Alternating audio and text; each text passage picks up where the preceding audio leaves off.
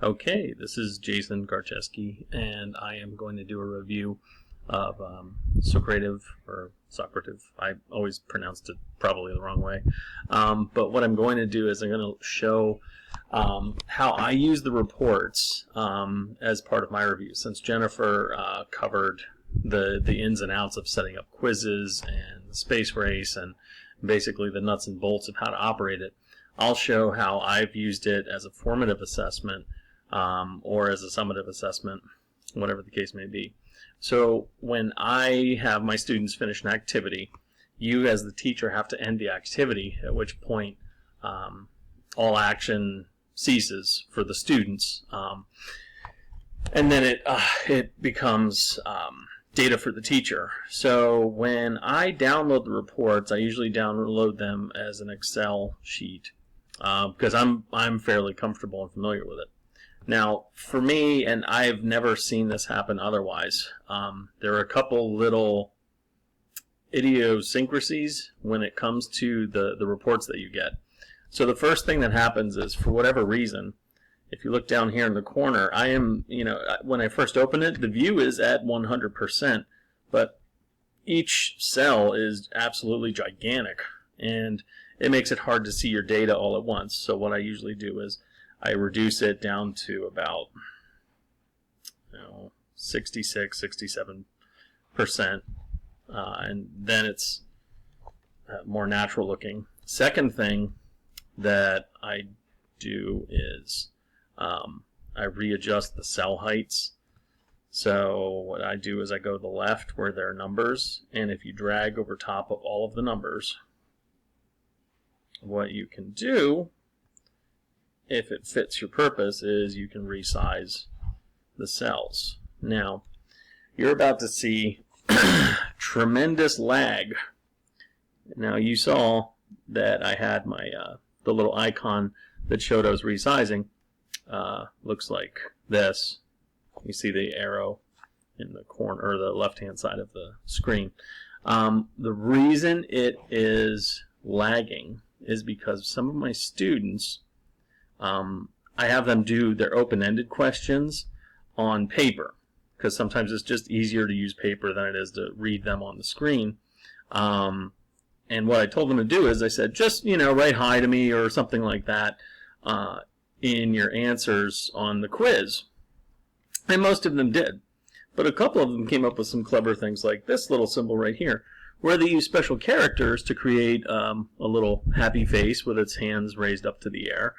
And those, and let me see if I have any others, those symbols cause tremendous lag. So what I did for my 6th module, once I realized the cause of all that lag, was I asked the students, please, I explained it to them, don't do that anymore. So what I have to do now is I have to go through and delete it. And you can see even that takes a while. It gets very laggy with that too.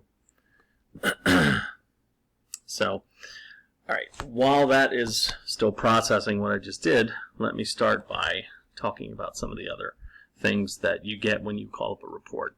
So on the left-hand side, the student names are listed. Now I blank them out because, privacy. Student ID, I don't have students with official accounts, so they don't have IDs. It will give you a percentage for the multiple choice questions. It calculates that for you, and you can see we've got a variety of different scores all over the place. Gives you a number of correct answers, and then it shows you the question that was asked. And it automatically color codes correct answers green and incorrect answers that pinkish color. And then down at the bottom in gray, it shows the percentage of students who got that answer correct. So in terms of being a formative assessment, you can see in general how students did on something. So you can see right here, question 3 was troublesome.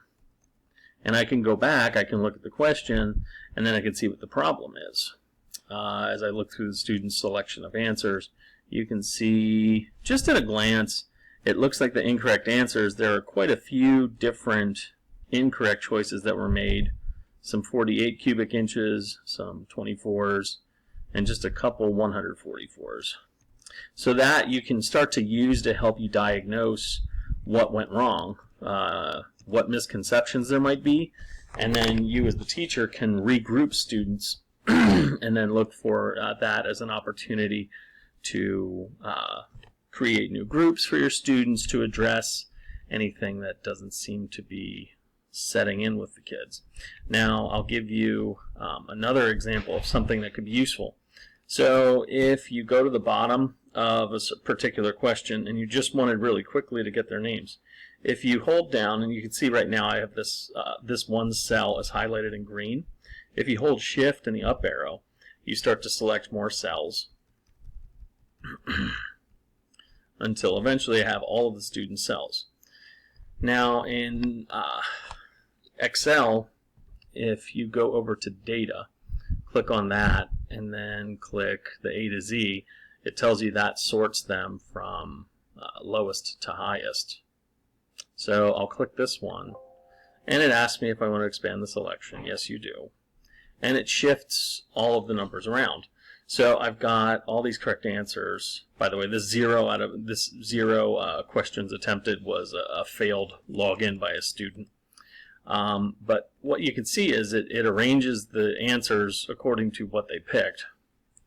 So I can then easily go from here, 24 cubic units, and I could take all of those kids, refer over here to the students that got that wrong, and then I can call them all back to my table, or I can meet with them one-on-one to go over it, so we can just kind of narrow down the focus and really help out those students with the particular skill or need that they have. Another thing that could be helpful with this is a little tip that could help.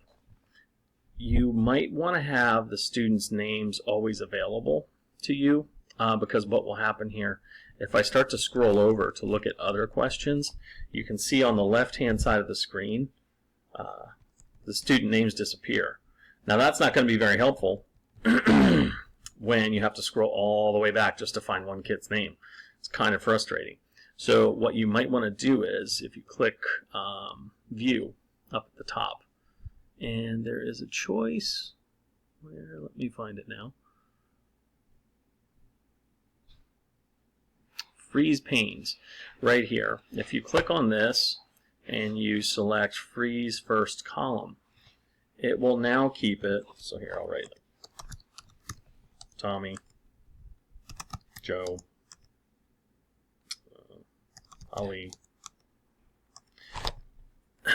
If I start to scroll to the right, it'll keep those names lined up with whatever it was they entered. So then it becomes a lot easier to associate the name with the score instead of having to go back and forth all the time. So that's another way that you can make this a little more user-friendly for you in your classroom. So this is just one of the ways that I have used this program to help me diagnose trends and problems that students are having in class. I hope this is helpful to you as well, and good luck when you use this tool.